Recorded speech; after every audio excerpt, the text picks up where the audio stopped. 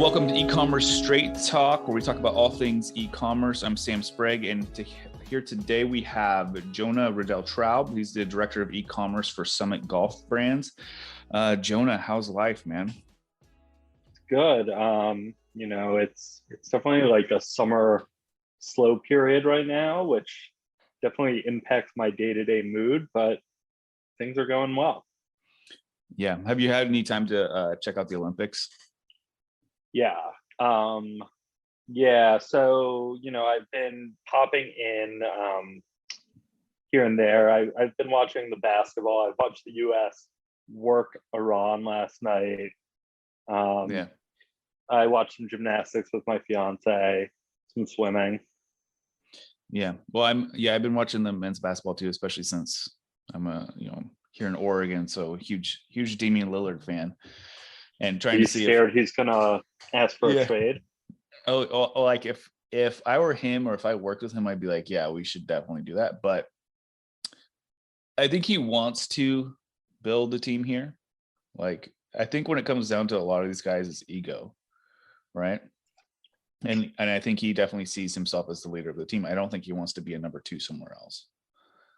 So, but at the end of the day, what do you think about a CJ McCollum for Ben Simmons trade and pairing Simmons and Dame? I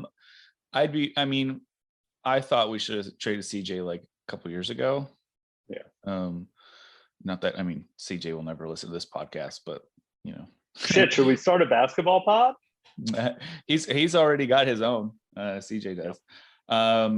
But yeah, because the problem is CJ and Dame are too much of the same person, right? And so it just doesn't work. But I was hoping that the Clippers would get ousted in first round by the Mavericks, so that way maybe we could get trade for Paul George. But I don't know if Dame and Paul George would actually play together, especially what happened a couple of years ago. But I would be totally up for Ben Simmons trade. Like, hey, let's focus more on defense instead of what we've been doing. I don't know, just anything really. They just have to do something. Yeah. And so it's interesting, but with even watching the Olympics, it seems like there's definitely more parity with all these other countries starting to win gold, which I like. I think it's cool. When you look at total medal count, it's like the US holds like over 1,000 medals, China has 500, and then it's everyone else. And finally you have like the Philippines got one, Tunisia got one. Like it's kind of cool to see that. And basketball in particular, I don't know, just because number one, it just doesn't seem like the US men's team has any fire in them. But you look at like France and Spain and these European countries that have fully loaded NBA rosters too. So it's interesting. But so, talking about sports and then, getting into golf, how has this summer been? Because I know, you and I spoke before and we talked about, the past year in the pandemic and really seeing a lot of these extracurriculars sort of get put on pause. But how has golf been treated over the past year and a half? Yeah, so golf, I think in 2020, and I may be misquoting the stat, but it's what I have in my head, so I'm just going to go with it. There were more rounds of golf played during 2020 than like any other year previous. So, golf, because it was like an outdoor socially distanced thing, exploded in popularity. And, because like the pro shop scene at a lot of courses was altered, golf e-commerce really sort of exploded. So last year was a huge high. And this year, the wholesale business is having a record year. The ecom business is still doing pretty well. We're not seeing like incredible growth like we saw in 2020.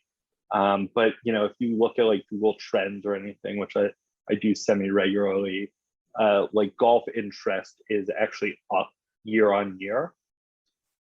So, I'd say it's been a good 18 months to be in the golf business. And, even anecdotally, like I see that with my friends, like people that never played golf before, or, getting into it and going out and realizing like you don't need to be a super stud to get out there. And so it's been a lot of fun. Yeah, I'd be curious to see the stats because like thinking about like MLB, right, in baseball. I foresee, and I'm on this bandwagon, and obviously the MLB will disagree with me, that the younger generation is not getting into baseball like the older generation, right? Just takes too long. Games start in the middle of the day. There's 180 of them, like so many things, right? But with golf, do you guys see younger generations continuing to push on and play? So for some context, I just started at Summit in January 2020, and my understanding was that there was a feeling that golf was sort of fading, and people had like a very specific concept of who was a golfer and who wasn't a golfer, Yeah. like from a personality perspective. But I think this past year gave people a chance to do it. So I think it's totally reinvigorated the sport. That's cool. So, talking about e-commerce, and obviously we've seen some massive growth across the board in e-commerce, especially e-commerce as a percentage of total retail sales since the beginning of the pandemic. But as an e-commerce director, what would you say your philosophy is? Yeah, so I'd say my overarching philosophy is to keep it pretty simple and not get bogged down in like tracking 150 acronyms. I basically, and I look at this with my C-suite every week, basically only track three things, and that's traffic, conversion rate, and average order value. Because basically if you're getting someone to your site, you're getting that person to buy, and you're getting them to buy more shit, you're going to have a growing business. And the story I like to tell about that is I started in e-commerce in 2013, and basically like didn't have any idea what I was doing. I didn't study marketing or e-com or digital or anything. And my first role had been at a really traditional advertising agency. So I was out there just like grinding away, answering customer service emails and phone calls, like doing like site merchandising, doing creating products, dealing with fulfillment and logistics like nonstop. So I was putting in like 10-hour days, and the e-commerce business wasn't growing. And I was like, well, this kind of sucks. Like I'm killing myself, and I'm not seeing any results. So, I guess like somehow through osmosis, I'd heard of Google Analytics. And so like I knew that it was like a thing that, and even the name, like I knew there was some insights that could be gleaned from that. Yeah. So basically one day I'm looking at our channel breakdown of revenue, and I see that everything, the only way we're driving revenue besides direct, organic, and email is from this pay-per-click site called ShopStyle, which is a fashion aggregator. So I was like, oh, well, shit, like if I can get 5 more websites that send comparable traffic to ShopStyle, then I'll 5x this business. So obviously that's like easier said than done, and there's a cost associated with driving traffic, but I began to sort of look at it through that lens. And so one of the first ways I figured out how to drive additional traffic, this was in 2013, so way before Facebook, and obviously Google existed, but I didn't know anything really about it. I found a similar fashion aggregator called Polyvore, and we started like essentially the same kind of relationship we had with ShopStyle. And so we launched Polyvore, and one day I get home from lunch, back to the office, and to paint a picture, I'm working in an office like the size of a closet, basically, and by myself. Yeah. So I sit down at my desk with my salad, and I notice that we've gotten a $1,500 order. And I go and look at the order, and it turns out that the customer had been, had clicked one of our product ads on Polyvore. And not only that, but she checked out with PayPal, which was, a tool that I just added to the site, the ability to check out with PayPal. Mm-hmm. And not only that, but she'd bought a couple of like expensive Nikes that we just put up on the website. And that sort of, was like a light went off, right? So if I'm focusing on traffic, conversion rate, which is the PayPal piece, obviously, and average order value, which is the merchandising piece, I'm going to see results. So almost overnight, like that sort of changed my perspective and way of thinking about it. And I knew that I didn't have to be putting in, 10 to 12 hour days, like grinding away, banging my head against the wall. I could be like sort of more strategic.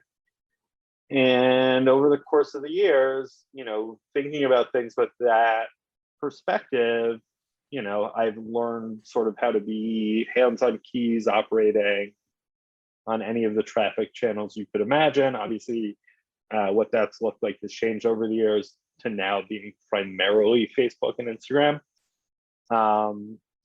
as well as getting really smart about email marketing and having thinking a lot more about customer experience and on-site experience. So overall the philosophy is to focus on those three factors. Get more people on your site and sell more shit is the overall philosophy. Yeah, I mean, that sounds like a great philosophy. When you talk about traffic and average order value and conversion rate, what have you seen any trends over like the past 6 months to a year as far as conversion rates concerned? The things that you can do to your site to help move people along through the funnel? Yeah, so I would say in general, traffic and conversion rate are obviously tied, right? Because the quality of the traffic you drive has a big impact on your conversion rate. So one thing, and I'm sure we'll get into this, that iOS 14 has brought is worse converting traffic from Facebook. So we've had to be a little bit better about getting the site to work as well as possible. So I sort of reluctantly brought on SMS, and that seemed to have a positive effect on both mobile opt-in rates and mobile conversion rates. Mm-hmm. On one of my brands, I work with a company called ConvertCart, and we do, essentially one at a time experiments, making small tweaks to one of my sites, fairwayandgreen.com. Use code TRAUB for 50% off your order. Um, sorry. And so, we focus on making minimal improvements there. And then the other thing that I've been sort of obsessed with for basically the past year is site speed. So, we've brought on a partner to essentially build like a headless version of our site that sits on top of our Shopify site, with a focus on site speed and performance. And then, we've also been really focused on on-site search, and improving that experience, and sort of organization, as well as experimenting with landing pages on where we're pushing Facebook traffic. So I just gave you like 100 answers, but the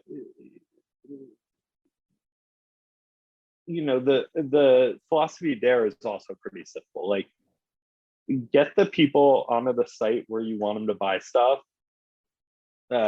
Make your site functional, that provides minimal barriers. Help them find the stuff they're looking for, and depending on your business and if your margins can afford it, if you're going to goose it along with a discount, like, it's not necessarily the worst thing in the world. So, you brought up headless and talking about headless e-commerce. Do you want to dive into that a little bit more and talk about like the benefits of why you guys are thinking about going that route?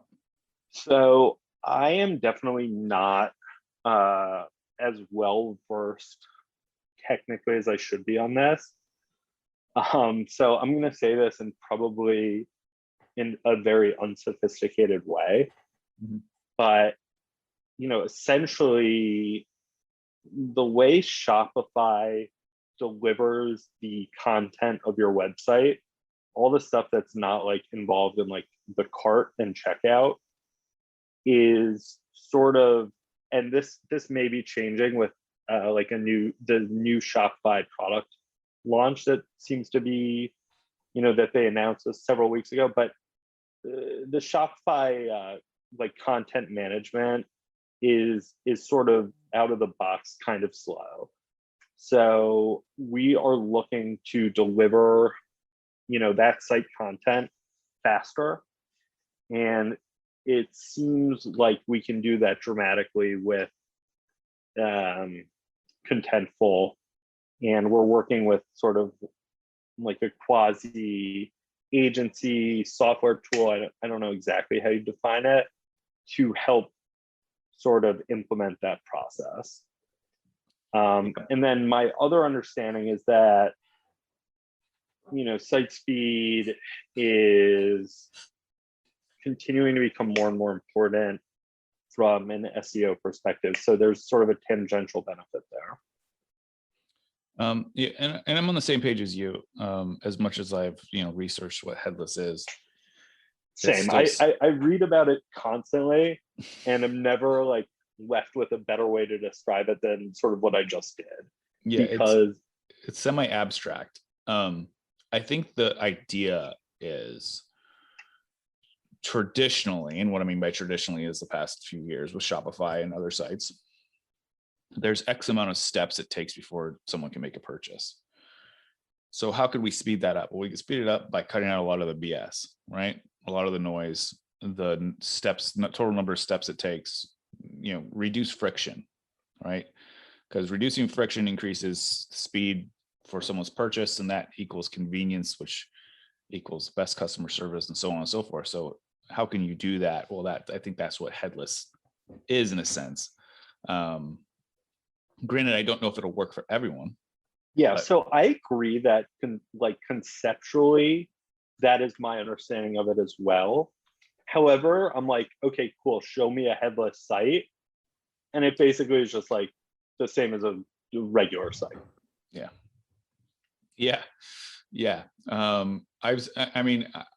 I did the same thing, was looking for headless sites. I came across one, it just seemed like a wholesale site.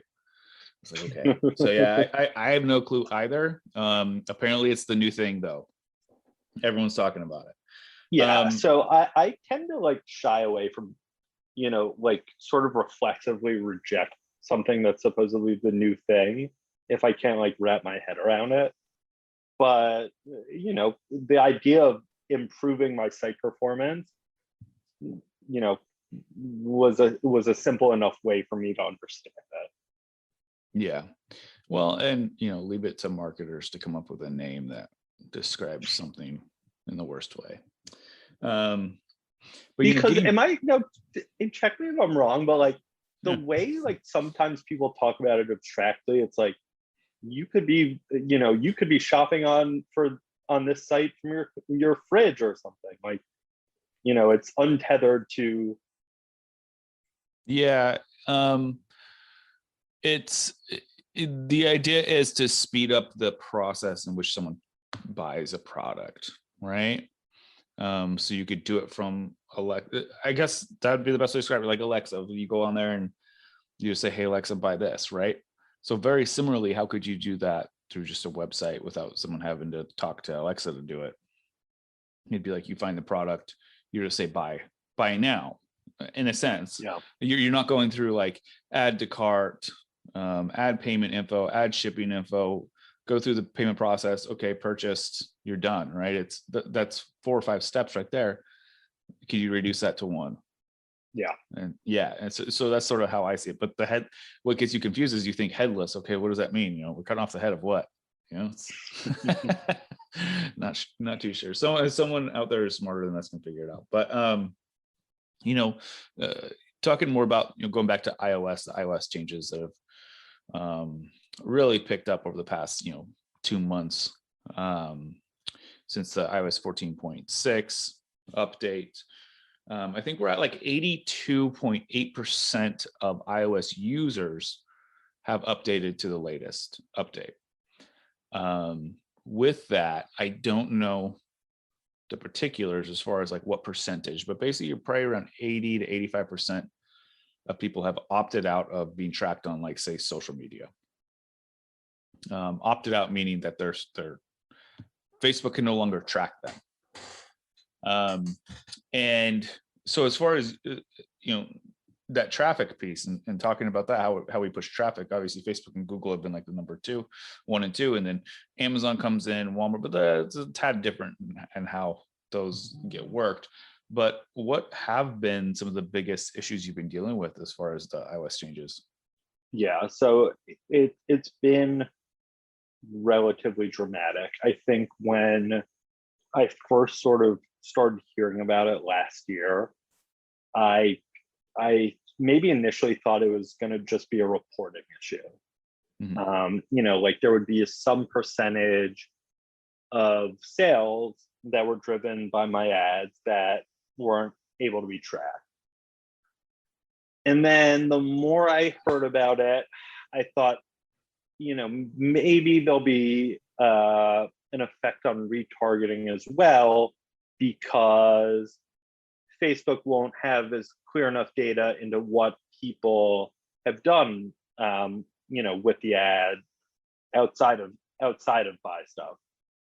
But I thought that it wouldn't be too dramatic for me because I'm selling like $100 shirts.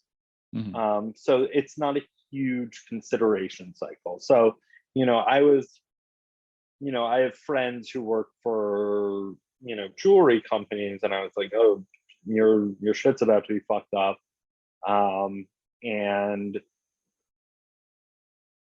so I was expecting some effect, but not a dramatic effect. And then I would say even before the changes rolled out, like I'd say around like 3.1, I saw a pretty dramatic effect on the quality of traffic that was being driven by the ads. Yeah. And that is something we are still trying to sort out. I think the other piece that has also had an impact and it's a little opaque to me what percentage of the decrease in Facebook ads affecting this is related to iOS 14 versus less and more expensive ad inventory with people, not online as much. And, in general, probably shopping online less because they're shopping in store, or like, spending their money on going out to eat or going on vacation. So, I think it's basically a combination of those three things that have caused a pretty noticeable decrease in ads efficiency. And, unlike sort of my expectation, this is not just a reporting issue. I'm seeing it sort of with my daily order volume. So, in the very short term, I think it's going to be sort of hard to deal with.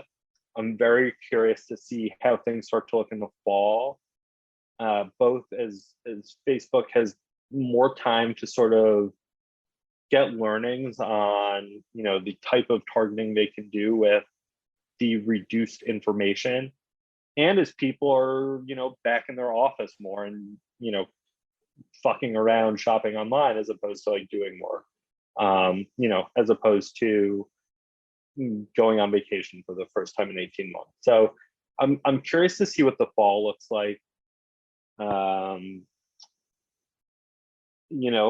This Facebook thing is real, and I think, it's the thing that sort of settles me is I built e-commerce businesses before Facebook ads basically existed. And there's going to be ways to get cheap and quality traffic to the site. And, it's part of this role to identify those and, figure out how to operate in these alternate traffic channels until such time that, Facebook sort of returns to its, to some amount of its previous success. Or if it doesn't, it's something else. Maybe the Chinese government invents a new app that's as addictive as TikTok, and then we can learn how to advertise there. And well, China will learn. We won't, but no, it's. I don't think Facebook will ever be back to what it previously was. It won't be like what it was in 2020. Yeah. But I think it'll get back to like 2018, 19 levels. Well, I think this is my personal view on things, but so Apple releases this iOS update, markets it as this privacy thing, right? They care about the people, right? They're out here for us. And what they do is they basically block off the flow of data. And so they control all the data. And I think you saw this with Google too, when at first they were like, why would you do this, Apple? And now they're like, oh yeah, we like privacy too, because Google has the Android and all their users, and they're like, we can control data as well. And then June 30th came around, and now through the aggregated events manager, you can see that Apple is now sending Facebook opt-out data, right? So it's saying they basically came in, made a deal with Facebook saying, for whatever your primary event is set up through AEM, we will now show you that last conversion, just the number. We're not going to give you revenue or anything else, just the purchase. Okay, this is the number of purchases that came out from opt-outs over the past week. So with that, when that happened as well, what you also saw was an increase in CPM, even though people are not spending more money on Facebook, right? Brands are not spending more. In fact, they're either spending less or just getting off of it, pausing it entirely. Yeah, but I think some of the CPM rise is in relation to the fact that there are less converters on Facebook and Instagram on any given day. Yeah, I mean, yeah, there could be as well. So, well, I guess what I was thinking is, And also Facebook is worse at identifying converters. yeah, well, my thought was, okay, well, what if, they have to pay for this? This is their beta test, right? They have to pay Apple, and then the CPM is then that's how they pay for it.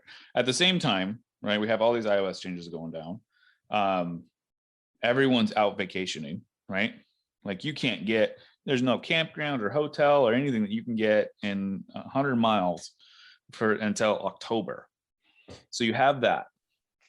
You also have unemployment, which is higher than the average 4% of what any nation can hold. 4%, that's your natural turnover unemployment rate, right? It's at six something, but the bulk of that are your blue collar and service industry folks, right?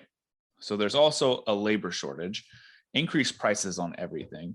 You still see people making big purchases on cars and homes that are completely overvalued, but yet they're not making a lot of purchases on smaller items. So there's a lot of shifting things that are happening everywhere that's sort of created this weird totally. And then you're comparing it year on year, and that's a whole other can of worms, because you're comparing it to like peak lockdowns when people had nothing to do but buy shit they don't need online. Yeah, no, we were working with brands that were spending upwards of $1 million a month during lockdown because it was converting. It was doing well. But how I see it is, I'm all for a little bit of chaos, right? It's obviously painful, but as this happens, you increase that barrier to entry. So, and I remember distinctly saying this since like 2016, 2017, having conversations with brands and meeting companies that you're like, I don't even like, you sell what kind of product? What is this? Like, people buy this? Like, no, they don't buy this. And you see them sort of getting by when times are really good. And you're like, there's so many companies out there, which like we're just sort of getting by when times are great.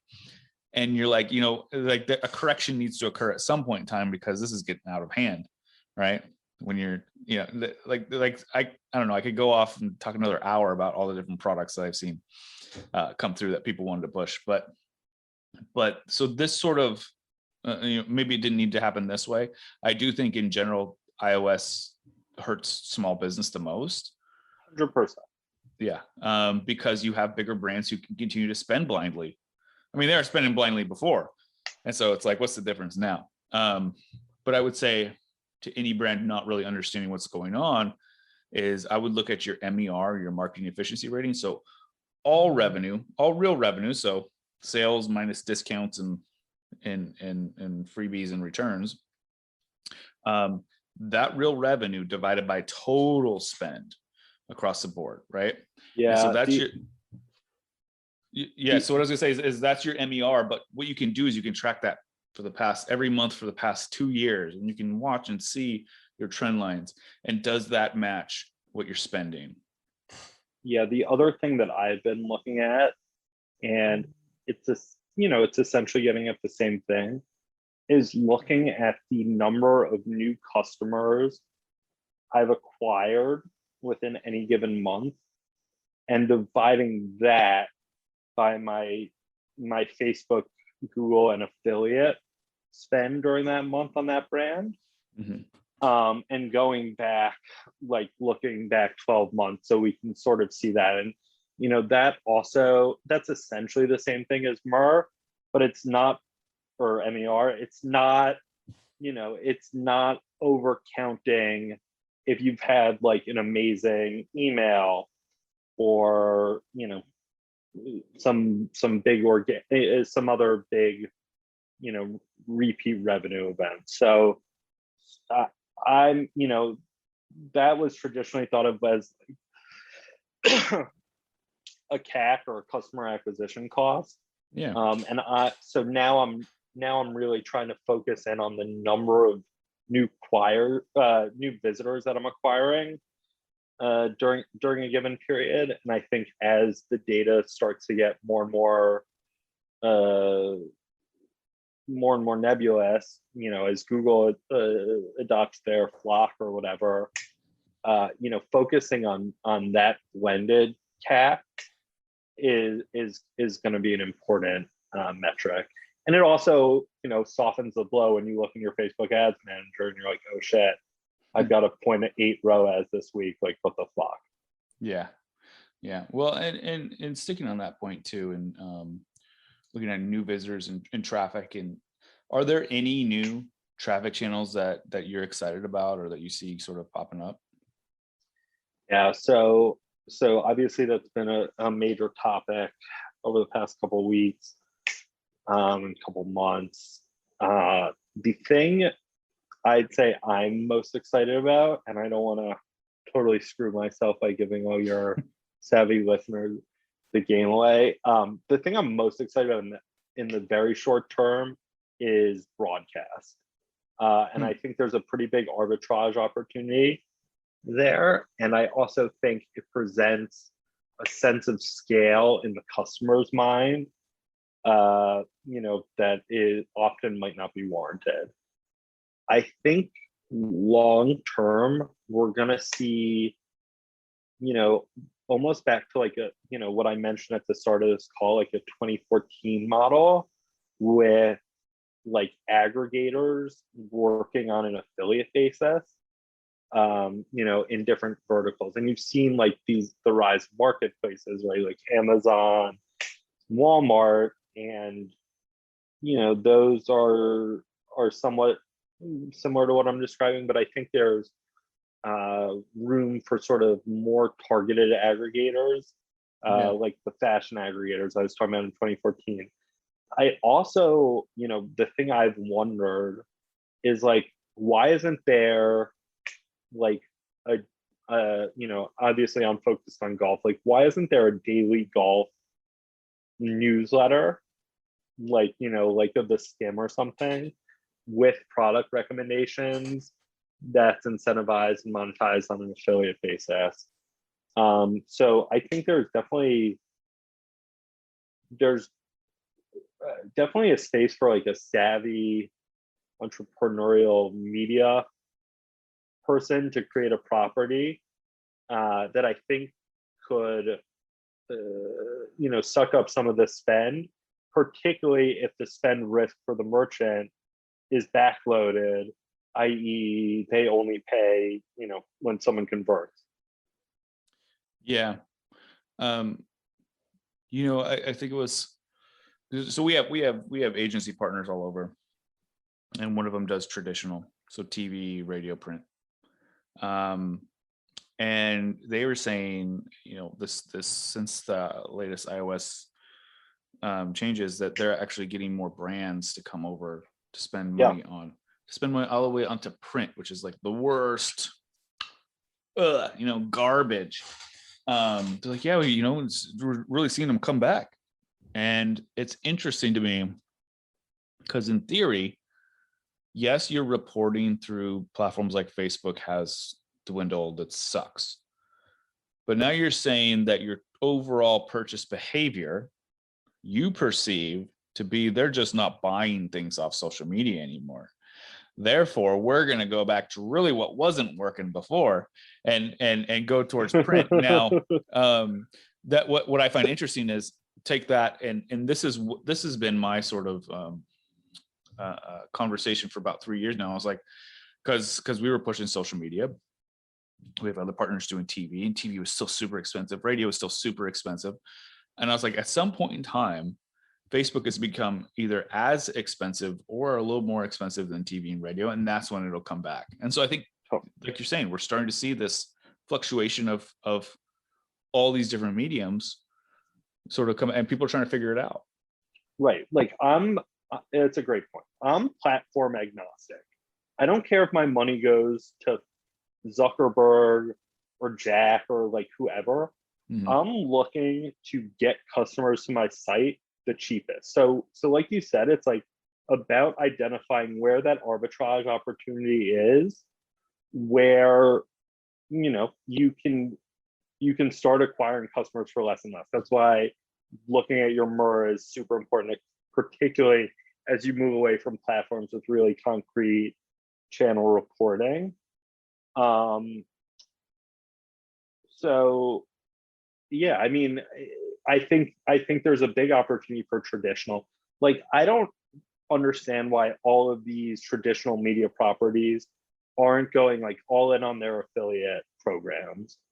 You know, you talk to them and they're like, well, you know, we do a hybrid with a $50,000 flat fee plus 25%, you know, cut on orders that we drive. And it's like, in what world do these numbers make sense? That's why I'm saying, like, if a media property that had legit traffic was like getting it right and offering it to advertisers at a price that made sense, they could be crushing it. But you know, in the short term, it's about figuring out where people are, like, because the one thing that hasn't changed, because Apple started asking people if they want to opt out, is like there's still a ton of people buying a ton of shit. So you've got to just find them and get them to your site for the least amount of money as possible. And then, you know, once they're in your ecosystem, you gotta figure out a way to convert them. Yeah. Yeah, no, it's